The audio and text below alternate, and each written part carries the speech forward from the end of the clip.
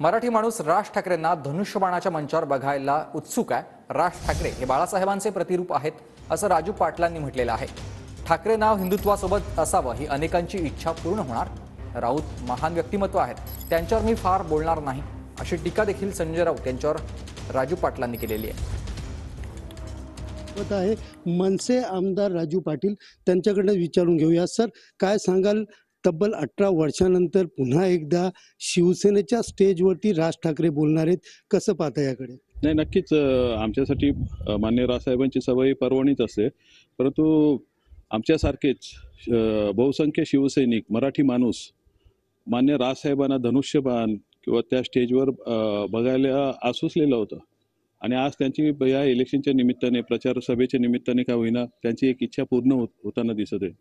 त्यामुळे भरभरून इथे जसे मनसैनिक आम्ही जाणार आहोत तसे शिवसैनिक पण बाळासाहेबांच्या शिवसेनेचे शिवसैनिक पण तिथे मोठ्या प्रमाणात तुम्हाला दिसतील।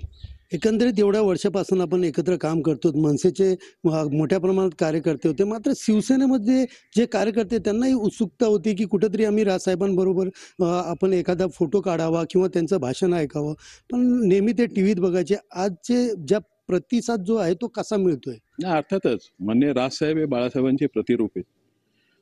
त्यांच्या विचारांचा वारसा मान्य राजसाहेबच चालवत आहेत, हे तुम्हाला सध्या दिसत आहे। इतर लोक कोणाच्या मागे फरफटत गेले ते त्या लोकांना दिसत आहे। त्यामुळे त्यांची एक इच्छा होती की ठाकरे नाव हा हिंदुत्वासोबत असला पाहिजे, आमच्यासोबत असला पाहिजे, आम्ही त्यांच्यासोबत असलो पाहिजे आणि आज ती इच्छा पूर्ण होताना त्यांना दिसत आहे। त्यामुळे ते आनंदात आहेत।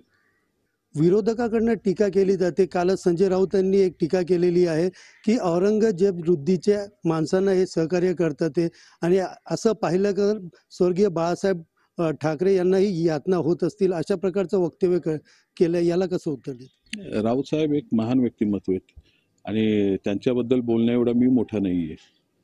त्यामुळे ते कुठले संदर्भ कधी देतील याचा काही थांगपत्ता नसतो, त्यामुळे त्याच्यावर मी जास्त बोलू इच्छित नाही। सुनील जाधव, TV9 मराठी, डोंबिवली।